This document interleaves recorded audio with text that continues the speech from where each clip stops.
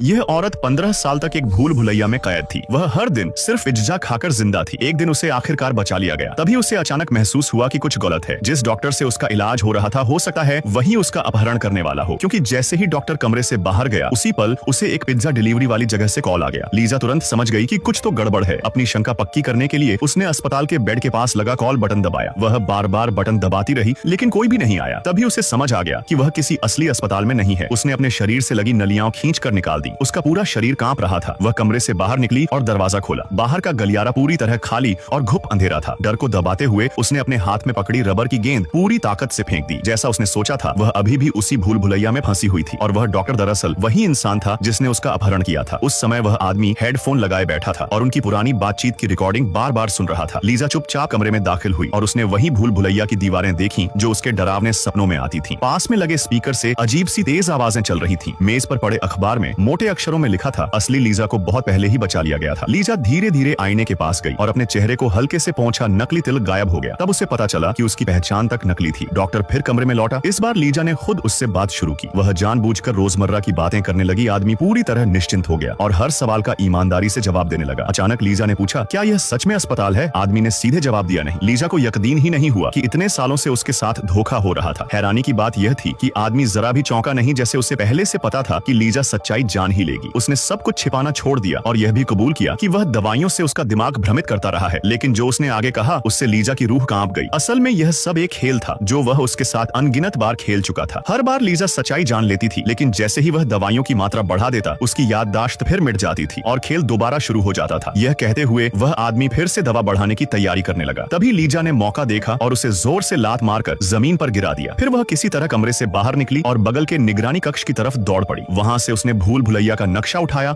और जान बचाकर बाहर निकलने की तरफ भागने लगी। लेकिन वो डॉक्टर सामने ही खड़ा था। आगे की स्टोरी और भी ज्यादा इंटरेस्टिंग है। कमेंट करो पार्ट 2।